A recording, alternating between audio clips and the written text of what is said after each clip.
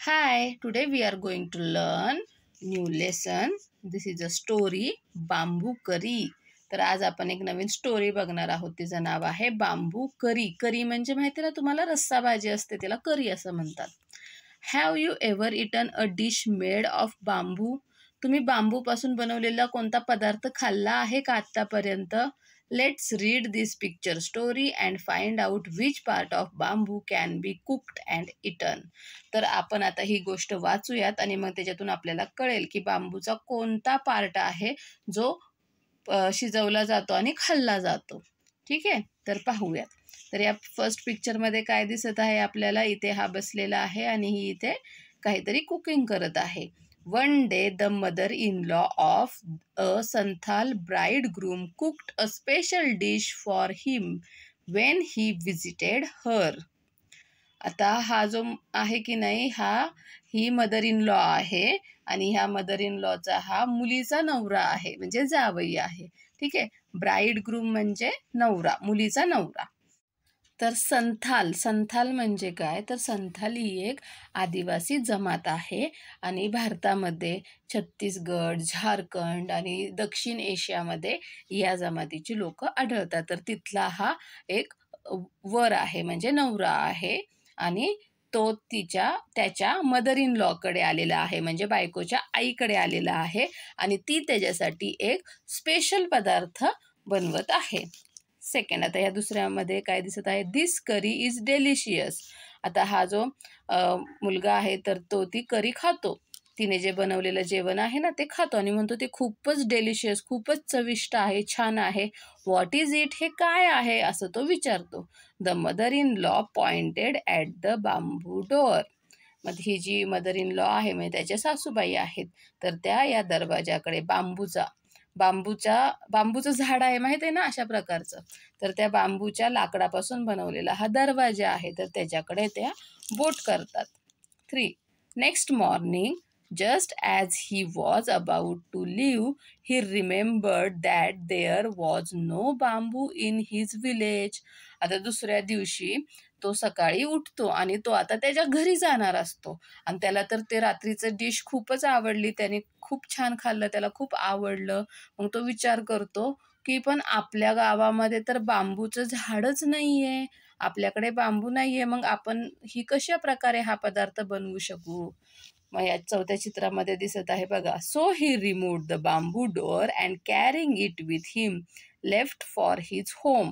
आणि त्याला आठवतं की तो पदार्थ ह्या बांबूच्या दरवाजापासून बनवलाय असं आपल्या सासूबाई आपल्याला म्हणाल्या, म्हणून तो काय करतो, तो दरवाजाच अख्खा उचलतो आणि तो घेऊन आपल्या घरी निघून जातो.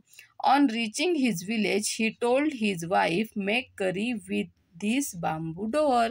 आणि तो बघा इथे घरी पोचलेला आहे आणि तो त्याच्या बायकोला सांगतो की ह्याच्यापासून तू आता पदार्थ बनव. She was shocked, how can I make curry out of a bamboo door. मग तिला आश्चर्य वाटतं की या बांबू डोअरपासून, ह्या बांबूच्या दरवाजापासून मी कसं काय पदार्थ बनवू, कसं काय रस्सा भाजी बनवू त्याची. Come I will help you by chopping up the bamboo, he said. तो म्हणतो चल मी तुला ना हे बांबूचे जे लाकूड आहे ना ते ते कापून द्यायला मदत करतो. His wife boiled it and boiled it. मग तो त्याचे बारीक बारीक तुकडे करून देतो, त्याची बायको ते जे बांबूचे तुकडे आहेत तर ते उकळते. Later when her husband tasted it he said, it's too hard to eat. आणि मग ते खूप उकळल्यानंतर मग त्याचा जो नवरा असतो तो त्याला टेस्ट करायला बघतो की ते शिजलं आहे का, पण तो म्हणतो हे शिजलंच नाहीये, हे चावायला खूप कडक आहे. You don't know how to cook, तुला माहित नाही का कसं हे शिजवतात ते. His wife added more water and boiled it. मग त्याची बायको अजून पाणी त्याच्यामध्ये टाकते आणि अजून उकळते. It's still too hard, I can't eat. तो परत टेस्ट करतो आणि म्हणतो हे अजून कडक आहे, मी काय हे चावू शकत नाही. 10. The in-laws came to visit the young couple that evening. आणि त्या संध्याकाळी मग त्याचे जे इन लॉज म्हणजे हिचे आई वडील तिकडे त्यांच्या घरी भेटायला येतात. They all laughed at his foolishness. आणि त्यांना कळतं की हे बांबूचे तुकडे करून ते उकळतायत, शिजवतायत. मग ते त्यांच्या मूर्खपणावरती खूप हसतात. The mother-in-law said, "Didn't you know the curry was made from bamboo shoot and not from a bamboo door?" आणि मग ती मदर इन लॉ खूप हसते आणि ती तिच्या मुलीला म्हणते, तुला माहीत नाही का, हे बांबूच्या दरवाजापासून नाही पकत ते रस्सा भाजी बनवत, ती बांबूच्या शूटपासून, म्हणजे बांबूचे जे कोंब असतात, जसं रताळं असतं की नाही, गाजर असतं ना, त्याच प्रकारे बांबूला जे कोंब येतात ना, कोवळे कोवळे, तर ते तोडले जातात आणि त्याच्यापासून ती भाजी बनवली जाते. हे तुला माहीत नाही का, असं ती आई विचारते.